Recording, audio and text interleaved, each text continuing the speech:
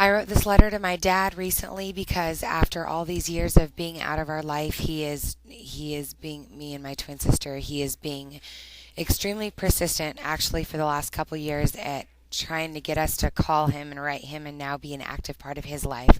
So I wrote this to my dad.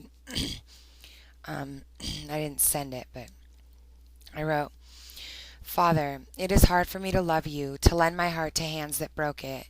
It was my mother who ran to my fall, mother who laid me down and strummed her guitar into the night while angels filled my eyes with dreams. It was she who showed me light in my fear of the darkness. It was she that held my tiny hands in hers while we thank God for carrying our sorrows and tending to the unmet needs of our far-gone father. It was the Lord who taught me chastity, purity, strength, integrity, and perseverance. He filled the holes of a fatherless daughter. You ask me to call, and you ask as if somehow I would think of a father who never sent birthday cards, who never yelled about a bad report card, a father who never came when he said he would. So many windows I waited in front of to see a truck that would never pull in. You told me on the phone that my stepbrothers, the boys, chose you, that they wanted to stay with you and be with you. So did we, Dad. So did your little girls, 'cause he's fathering them right now. I already went through the phone calls, the tears and the pain of recognizing you would not be there for me. I realized the real scars you left when I began dating, and my dysfunction of being fatherless was apparent in my smile, in the way I felt a man would always leave me, in the way I would also run from love and fear of the abandonment you once showed me. I remember several times I would ride my bike to the end of the road and wait for you because you said you would be there and visit and care for us.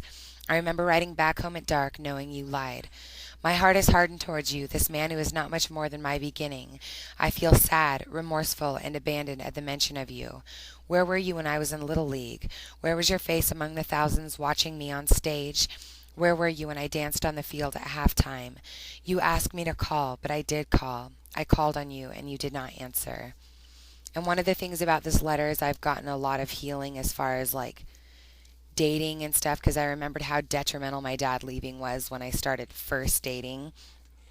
And so I did a quick 180 on that, and now I can have a very healthy, loving relationship. And I found a wonderful man. My boyfriend, who's in my life right now, is incredible and is teaching me so much. But that this is just something that I'm going through, as I'm sure a lot of you have. And like, I never realized, he left when I was 5, and it took years and years and years after that to really realize what him leaving meant for me and what it did to me, and being grown up enough to recognize the damage. So, anyways, I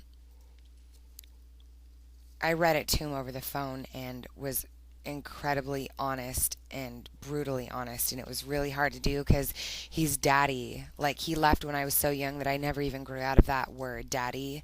Like, I say that more than I say dad because I feel like a little girl when I'm in his presence. But anyways, it's tough, and you fellas out there who have kids, you stick around. And my dad is so sorry that he didn't now, and he says, me and my twin sister, he's like, you're so beautiful and you're so talented, and I had nothing to do with it, and he didn't. And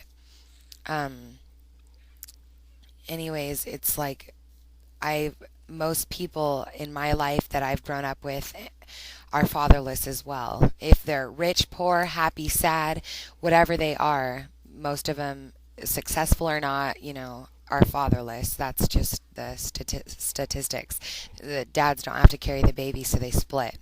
So, be a man, stick around, and you will be glad you did. Anyways, peace out. That's my heart. Until next time. Bye.